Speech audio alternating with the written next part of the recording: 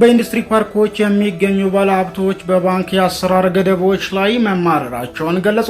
በኢትዮጵያ ኢንዱስትሪ ፓርኮች ውስጥ የተሰማሩ ባለሀብቶች በባንኮች የአሰራር ገደብና በገንዘብ ዝውውር መመሪያዎች ሳቢያ ከፍተኛ እንግልትና አላስፈላጊ ወጪ እየደረሰባቸው መሆኑን ገልጸዋል። በኢንዱስትሪ ፓርኮች ልማት ኮርፖሬሽን አዘጋጅነት በቅርቡ በተካሄደው የውይይት መድረክ ላይ ባለሀብቶቹ እንደተናገሩት የራሳቸውን ካፒታል ከአንድ ባንክ ወደ ሌላ ማዘዋወር ባለመቻላቸው የገንዘባቸው እስረኛ መሆናቸውንና ይህም የኩባንያቸውን የፋይናንስ እንቅስቃሴ ክፉኛ እንደገደበው ገልጸዋል። በተለይም በባንክ ባለሙያዎች መዘግየት ምክንያት የውጭ ምንዛሬ ክፍያዎች በወቅቱ ባለመፈጸማቸው ለምድር ኪራይና ለኢሚግሬሽን አገልግሎት በቀን $30 የቅጣት ክፍያ ለመክፈል መገደዳቸውንና ይህም በደል እንደሆነባቸው አስረድተዋል። ከዚህ በተጨማሪ በባንክ ሂሳብ ውስጥ ለረጅም ጊዜ የሚቀመጥ የውጭ ምንዛሪ ወለድ እንዳያገኝ መከልከሉና ባንኮች የብድር አቅርቦትን አሁንም በንብረት መያዣ ላይ ብቻ መገደባቸው ለዘርፉ ፈተና ሆኗል። በተለይም የሀገር ውስጥ ባለሀብቶች በባንኮች ዘንድ በካፒታልና በስራ ማስኬጃ ወጪዎች መካከል ግልጽ ልዩነት ባለመኖሩ ምክንያት